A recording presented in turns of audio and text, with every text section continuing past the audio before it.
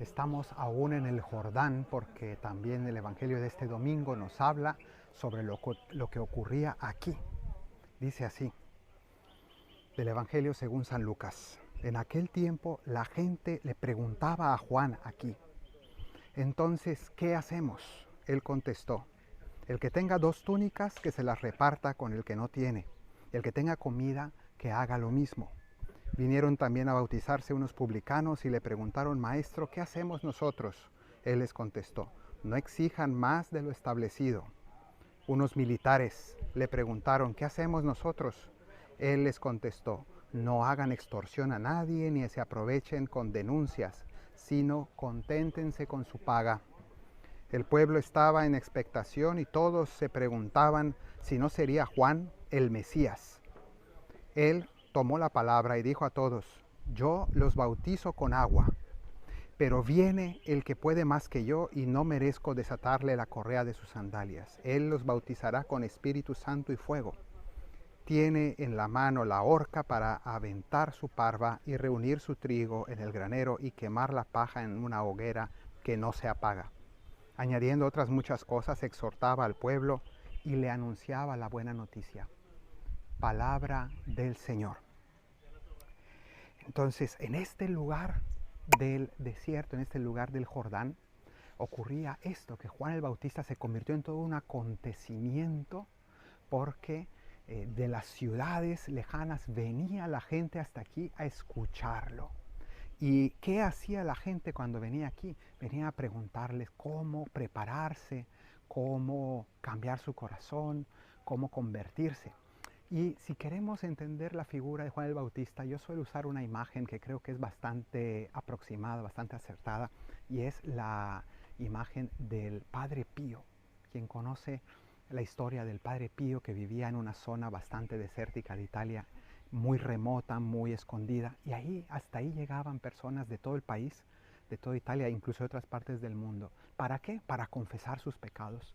E incluso podemos decir que iban para ser regañados por el Padre Pío, que era fuerte en sus exhortaciones, duro, exigente, pero que hacía tanto bien a las almas. Ese es el mensaje de Juan el Bautista, un hombre que era bastante exigente, bastante estricto, bastante severo, pero al mismo tiempo que sanaba con esa serenidad que brotaba del amor a Dios y del amor a las almas.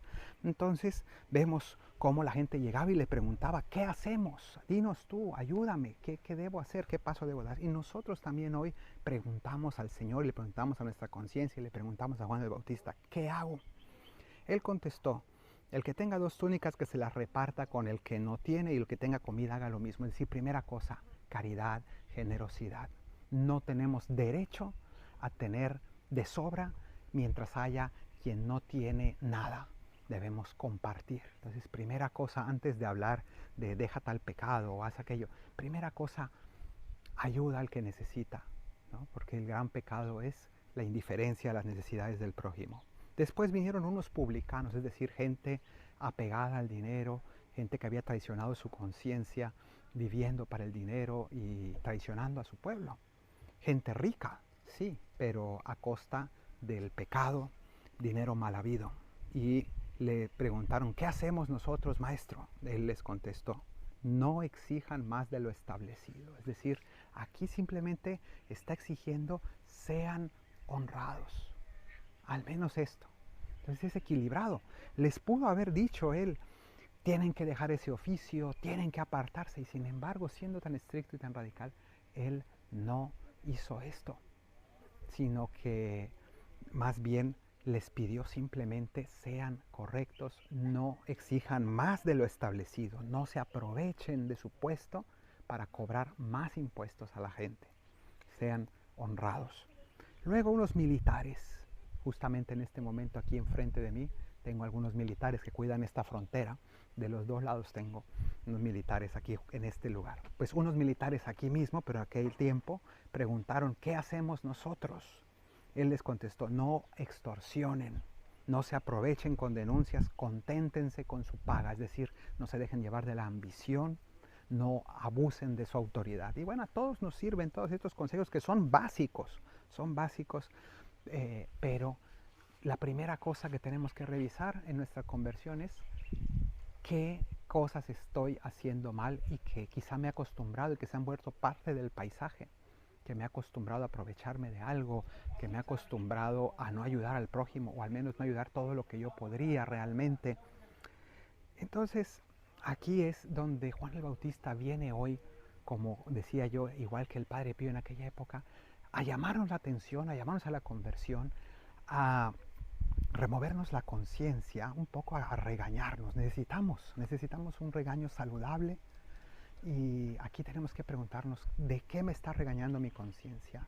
Que tal vez he dejado de escuchar, que tal vez he ensordecido un poco mi alma, he acallado un poco esa voz de la conciencia, la he adormecido. Pues hoy es el día para despertarla, hoy es un buen día para escuchar la voz que clama en el desierto, que es Juan el Bautista, y que nos llama a prepararnos, a dar un paso. Así que te invito a hoy hacer un propósito con la gracia de Dios. Tú no puedes cambiar tus defectos, pero Dios sí los puede cambiar si tú se lo pides y si tú haces un buen propósito con su ayuda.